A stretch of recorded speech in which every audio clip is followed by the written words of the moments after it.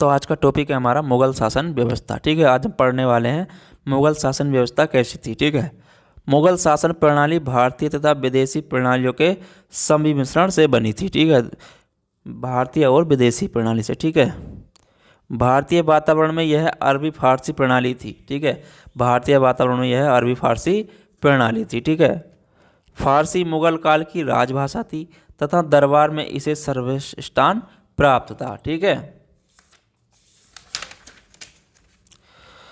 मुगल काल में फारसी भाषा को दो शैलियों भारतीय एवं ईरानी शैली का विकास हुआ।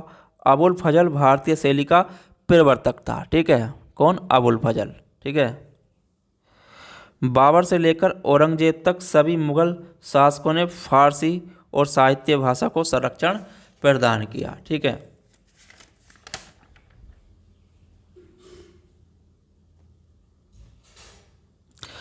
शासन का प्रधान बादशाह व प्रधान सेनापति, न्याय व्यवस्था का सर्वोच्च अधिकारी, इस्लाम का संरक्षक, जनता का आध्यात्मिक नेता होता था। ठीक है,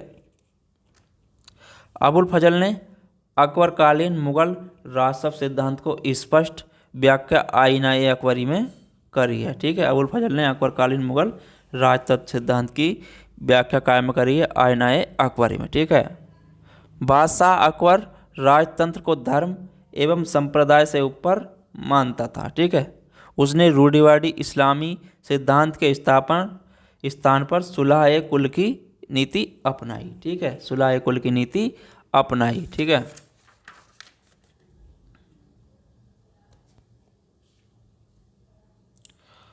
मुगल सैन्य शक्ति पर आधारित एक केंद्रीकृत व्यवस्था थी जो नियंत्रण एवं सुल्तान पर आधारित थी। मंत्रिपरिषद को विजारत कहा जाता था। मंत्रिपरिषद के कहा जाता विजारत। ठीक है, बादशाह के बाद शासन प्रबंध करने वाला सबसे बड़ा राजकर्मी वकील ए मुल्तक होता था। ठीक है, बाद में इसे क्या कहा था? वजीर। बाद में क्या कहा जाने लगा? इसे वजीर। इसे मंत्रियों को नियुक्त और पदच्युत करने का अधिकार था। ठीक है, किसे?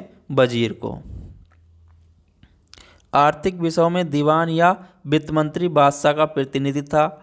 वह शाही खजानों का प्रबंध और उसके हिसाब की जांच करता था। ठीक है, कर विभाग उसके अधीन था। ठीक है, मीर बख्शी सेना में राजकीय नियमों को जारी करता था तथा घोड़ों को दागने, मनसबदारों को अधिकार में रहने वाले सैनिकों की संख्या निश्चित करता था।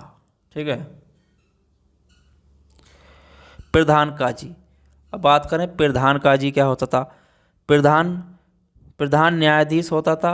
वह फौजदारी मुकदमों का मुस्लिम विधान के अनुसार फैसला करता था। कौन? प्रधान काजी। ठीक है, प्रधान सद्र क्या होता था? धार्मिक, धन संपत्ति तथा दान विभाग का प्रधान होता था। प्रधान सद्र क्या होता था?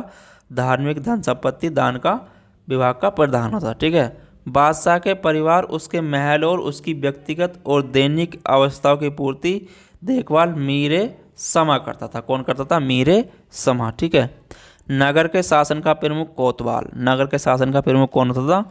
कोतवाल। ठीक है, ग्राम प्रधान खुद मुकद्दम या चौधरी काम का अधिकारी होता था। मुख्य अधिकारी कौन होता है? ग्राम प्रधान। ठीक है, मुगल सेना 5 भागों में विभाजित थी। इसमें पैदल, घुड़सवार, तोपखाना, हाथी और जल सेना शामिल थी। ठीक है, मुगल सेना काय में थी? 5 भागों में विभाजित थी। ठीक है, पैदल, घुड़सवार, तोपखाना, हाथी और जल सेना शामिल थी। ठीक है, ये मुगल काल की शासन व्यवस्था थी। ठीक है, चलिए आगे बात करेंगे हम मुगल काल में प्रमुख विभाग। ठीक है, और उसके कार्य। तो चलते हैं, मिलिए फिर अगले टॉपिक पर। जब तक के लिए धन्यवाद।